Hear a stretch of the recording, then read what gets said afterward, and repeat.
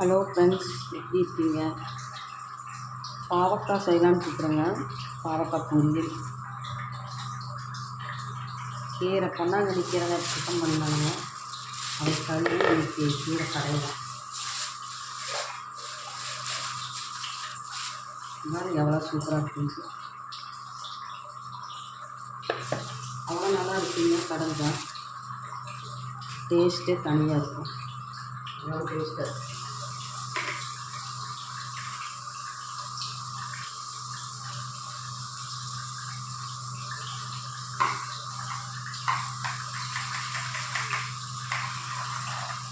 நல்லா பூச்சியெல்லாம் இருக்குங்க, ஆனால் நல்லா கழுவிக்கணும்.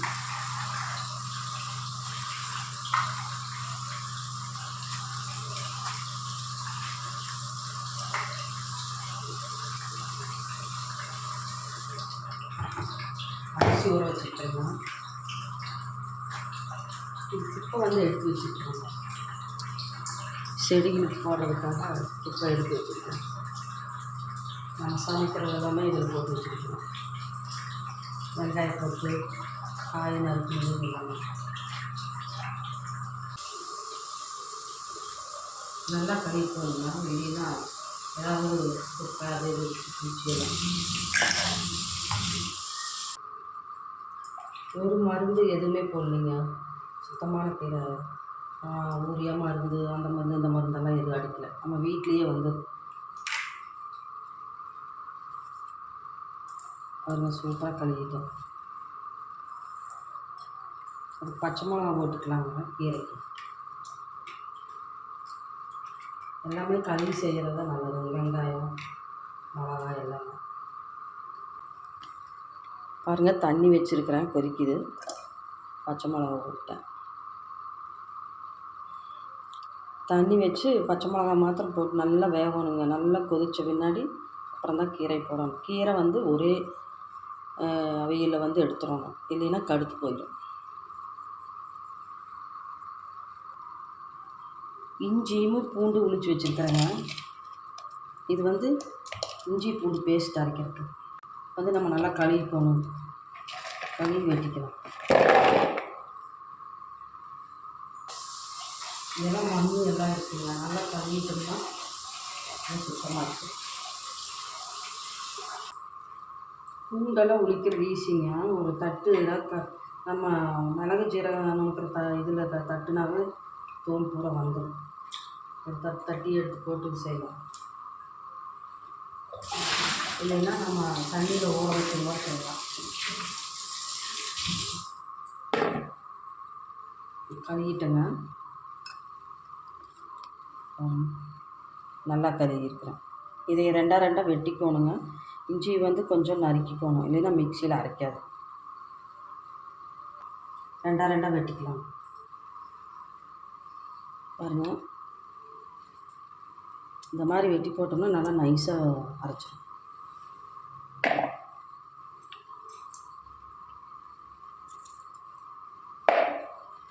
இப்படி இருக்கிறதெல்லாம் போட்டுடலாங்க. இது ஒவ்வொன்றும் வெட்டி போட்டோம்னா நல்லா இருக்கும். இல்லைன்னா சின்ன சின்னதாக கடுகு மாதிரியெல்லாம் இருக்கும். நம்ம வெட்டி போட்டோம்னா நமக்கு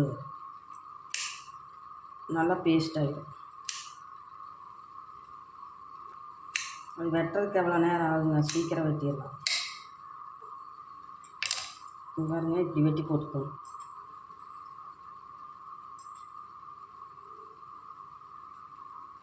நல்லா வெட்டியிருக்கோம். அது மாதிரி இஞ்சி அப்படித்தாங்க சின்ன சின்னதாக வெட்டிக்கணும்.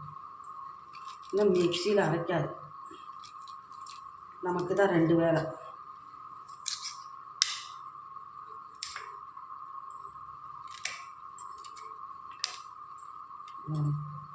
இந்த மாதிரி வெட்டி போட்டோம்னா நல்லா அரைச்சி. பேஸ்ட்டெல்லாம் நம்ம கடையில் விற்கிதுங்க, அதெல்லாம் கெமிக்கல் கலக்கிறாங்க. இது நம்ம சுத்தமாக செய்கிறது. கழுவி நம்ம ஒரு பொட்டு இல்லாமல், வெங்காய பொட்டு இல்லாமல், இஞ்சி நல்லா பூரா தோல் சிலிக்கிட்டு நல்லா கழுவி செய்கிறோம். அவங்கெல்லாம் அப்படி செய்ய மாட்டாங்க. ஏதோ 1க்கு 2 செஞ்சு வியாபாரம் பண்ணுறாங்க. நம்ம சுத்தமாக செஞ்சு லீவ் அப்போ நல்லா செஞ்சுக்கலாம். அப்புறம் நமக்கு வேலைக்கு போகிறதுக்கு ஈஸியாக இருக்கும். செஞ்சு வச்சிட்டோம்னா கொஞ்சம் ஒரு ஸ்பூன் எடுத்து போட்டால் முடிஞ்சுது. எவ்வளோ நேரம் ஆகுங்க, சீக்கிரம் வேலையாயிடும். டிவி பார்த்துட்டே உளிச்சோம்னா வேலை டக்குன்னு முடிஞ்சிடும், நமக்கு ஈஸியாக இருக்கும். கொஞ்சம் எல்லாம் நம்ம மிக்சியில் போட்டோம்னா அரைக்காது. அதனால் இப்படி அரைச்சி வச்சிட்டோம்னா ஸ்டோர் பண்ணி வச்சுட்டா ஃப்ரிட்ஜில் அப்படியே இருக்கும், 1 மாதத்துக்கு இருந்தாலும் கெடாது. இதே மாதிரி வெங்காயம் உரிச்சு வச்சுக்கலாங்க, பச்சை மிளகா காம்பு வச்சுக்கலாம். எல்லாமே செஞ்சு வச்சிட்டோம்னா நமக்கு கொஞ்சம் காலையில் எழுந்திரிச்சு எல்லாம் ஈஸியாக இருக்கும் வேலை செய்கிறது. இல்லைன்னா அதை காலையில் எழுந்திரிச்சு உளிச்சு எல்லாம் பண்ணிவிட்டு உட்காந்துட்டு போகணும். இது 2 பூண்டு இதெல்லாமே மிக்சியில் அரைக்கவும் முடியாது. எல்லாம் நிறையா போட்டு 1 வாரத்துக்கு 1 மாதத்துக்கு போட்டு அரைச்சி வச்சிட்டோம்னா அது நமக்கு ஈஸியாகவும் இருக்கும். பச்சை மிளகா வெந்துருச்சு பாருங்கள், உனக்கு கொஞ்சம் வேகணும். கொஞ்சம் வெந்த பின்னாடி கீரை போட்டுக்கலாம். கடையிலலாம் அழுகுனது இப்படி சொத்தை, இப்படி இஞ்சி சொத்தையா, அழுகுன பூண்டு இப்படி தாங்க போட்டு அரைப்பாங்க. நம்ம அப்படி அதையெல்லாம் போய் தெரிஞ்சுட்டு சுத்தமாக நல்லா இருக்கிறதான். அதனால் கடையில் வாங்குறது நிறையா அவாய்ட் பண்ணுவாங்க. இப்படி பொருள்கள்லாம் பேஸ்ட்டுகளை வாங்கிக்கிறோம். முடிஞ்ச அளவுக்கு நம்மளே தயார் பண்ணிக்கலாம். கல்லில் ஆட்டுறதுன்னா எல்லாம் ஃப்ரெஷ்ஷாக அப்பப்போ செஞ்சுக்கலாம். நம்ம மிக்ஸி செய்கிறதுனால இப்படி செஞ்சு வச்சுக்கிறது நல்லது. கல்லில் ஆட்டுறதுனால அந்த காலத்துலலாம் சீக்கு இல்லாமல் இருந்தது. எல்லாம் மிக்சியில் அரைக்கிறது எல்லாம் வரும். அதெல்லாம் கல்லில் ஆட்டுறதுக்கு நேரமே இருக்க மாட்டேங்குது. எல்லாம் பறக்கிற ஏதாச்சும் வேலைக்கு மிக்சியில் ஆட்டினோமா எடுத்து வச்சோமான்னு போயிடும். வெட்டியாச்சுங்க பாருங்க, அவ்வளோ இருக்கும். அரைச்சிக்கலாம். தண்ணி ஊற்றக்கூடாது, தண்ணி ஊற்றாமல் அரைக்கணும். பச்சை மிளகா வெந்துருச்சுங்க, நம்ம கீரை போட்டுக்கலாம். எவ்வளோ ப்ரெஷ்ஷாக இருக்குது வருங்க கீரை.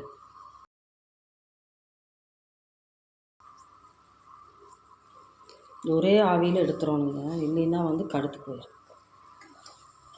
பொன்னாங்கண்ணி கீரை, பச்சை பொன்னாங்கண்ணி வேகட்டுங்க நல்லா. இப்படி ஒரு திருப்பி போட்டு அப்படியே ஒரு திருப்புனா முடிஞ்சிடும். இன்னொரு திருப்பு இந்த பக்கம்.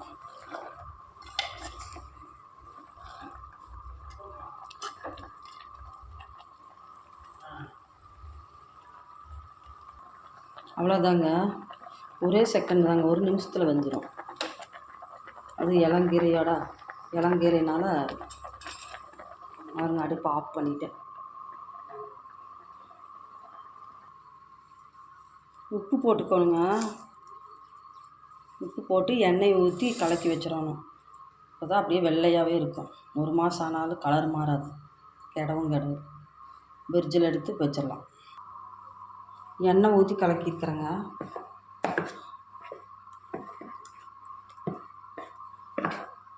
நல்லா கலக்கி எடுத்து வச்சிட்டோம்னா ஃப்ரிட்ஜில் எடுத்து வச்சிட்டோம்னா ஒன்றும் ஆகாது. 1 மாதம் இருந்தாலும் 1.5 மாதம் இருந்தாலும் ஒன்றும் ஆகாது. அப்படியே வெள்ளையாகவே இருக்கும். எண்ணெய் உப்பும் போட்டு கலக்கி வச்சுருக்கோம். எடுத்து நம்ம வச்சுக்கலாம் ஃப்ரிட்ஜில். எடுத்து வச்சுட்டேங்க பாருங்கள், இவ்வளோவாச்சு. இது வருங்க 1.5 மாதத்துக்கு மேலே.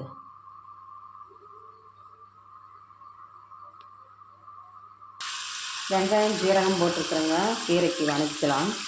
வேறு எதுவும் போடக்கூடாதுங்க.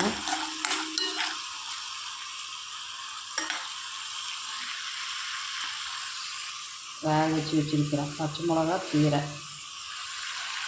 ஒவ்வொருத்தரும் ஒவ்வொரு மாதிரி செய்கிறாங்க. இந்த மாதிரி செஞ்சால் நல்லாயிருக்கும் சாப்பிட்றதுக்கு. கீரை தேங்காய் எண்ணெய் ஊற்றி சாப்பிட்லாங்க. காரம் இருந்தால் தேங்காய் எண்ணெய் ஊற்றிக்கலாம், நல்லாயிருக்கும். கீரை வேக வச்சதுங்க, பச்சை மிளகா, வெங்காயம், ஜீரகம் போட்டு வணக்கியிருக்கிறேன்.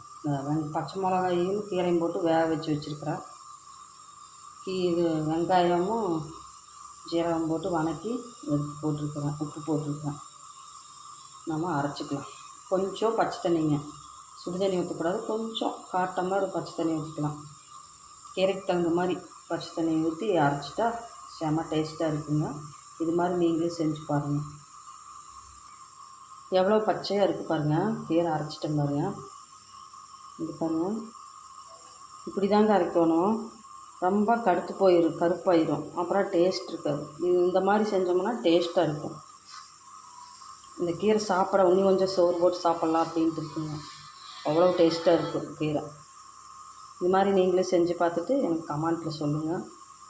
சப்ஸ்கிரைப் பண்ணுங்கள், லைக் பண்ணுங்கள், கமெண்ட் பண்ணுங்கள். இப்படி வேக வைக்கிறதுனால தாங்க டேஸ்ட்டு அவங்களுக்கு. அதே மாதிரி பச்சை தண்ணி ஊற்றுறதுனால தான் இந்த டேஸ்ட் கொடுக்குது. இந்த மாதிரி வேக வச்சு செஞ்சால் தான் டேஸ்ட்டுனால செமையாக இருக்குங்க.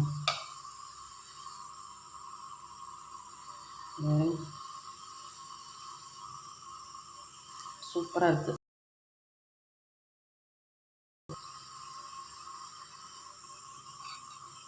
கீரை எப்படி இருக்குன்னு பாருங்கள். சூப்பராக இருக்குங்க கீரை. கத்தி நல்லா இருக்கு பாருங்க.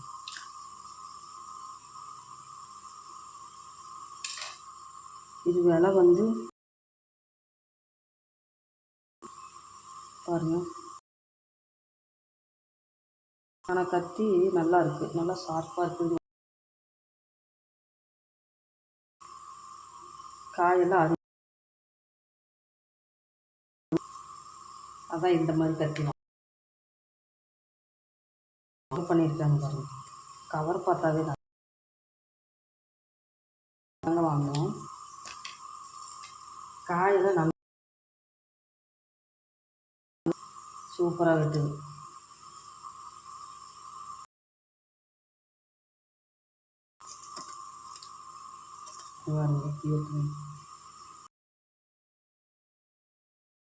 காய்கறிகள்லாம் வெட்டுறதுக்கு நல்லா இருக்குன்ட்டு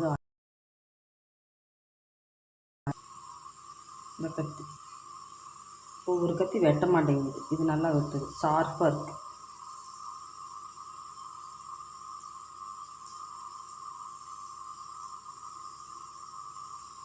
ஏதாவது வெட்டணும், எங்கேயாவது ஊர் சரிக்கு போனால் கூட நம்ம இந்த கவரில் இப்படி போட்டு எடுத்துகிட்டு போய்க்கலாம். அந்த மாதிரி தான் கொடுத்துருக்காங்க.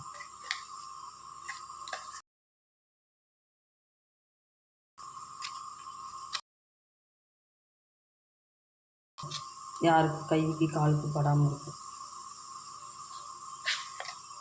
மறுக்க வச்சுக்கலாம். இந்த கவர் பத்திரமா வச்சுக்கலாம்.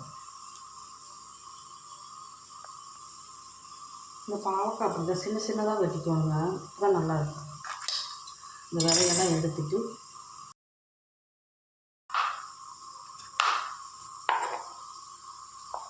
நல்லா வெட்டுங்க. காய் சூப்பராக வெட்டுது.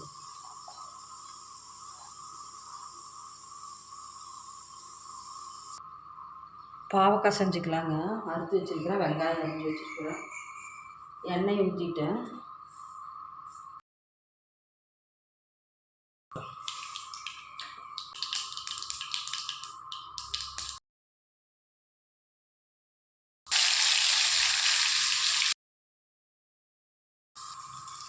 வெங்காயம் வணங்கி வச்சுங்க.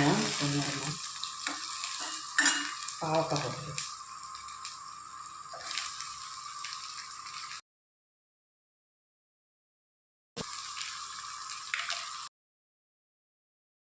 மஞ்சத்தூள், தண்ணி ஊற்றணும்னா கசப்பு, மிளகாத்தூள் போடுறோம்.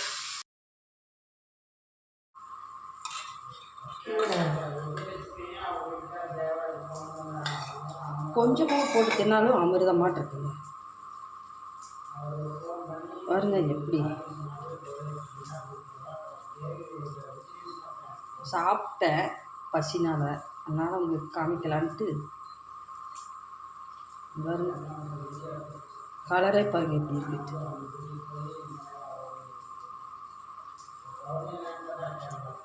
அவ்வளோ அருமையாக இருக்குங்க.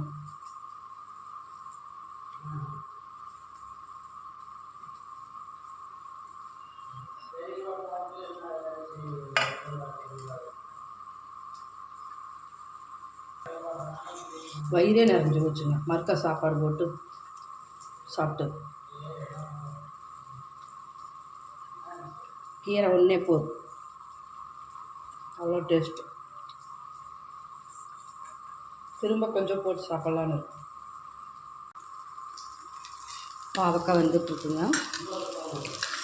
எண்ணெய் தண்ணியே ஊற்றலைங்க, நான் சிம்மிலேயே தான் வச்சுருக்கேன் பாருங்க. இந்த மாதிரி தான் இங்கே செய்யணும் பாவக்காய்.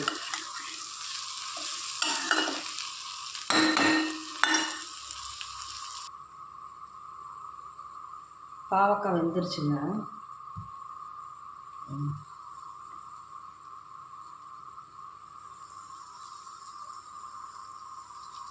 வெந்துருச்சு. இதுக்கு மிளகாத்தூள் போட்டு ஒரு கலக்கி வச்சு இறக்கி வச்சிடலாம். காரத்துக்கு தகுந்த மாதிரி மிளகாத்தூள் போட்டுக்கலாம்.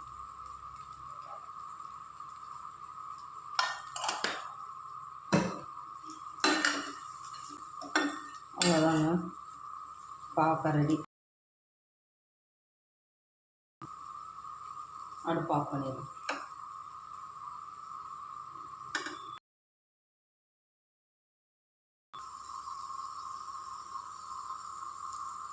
கசப்பே இருக்காதுங்க இந்த பாவக்காய்.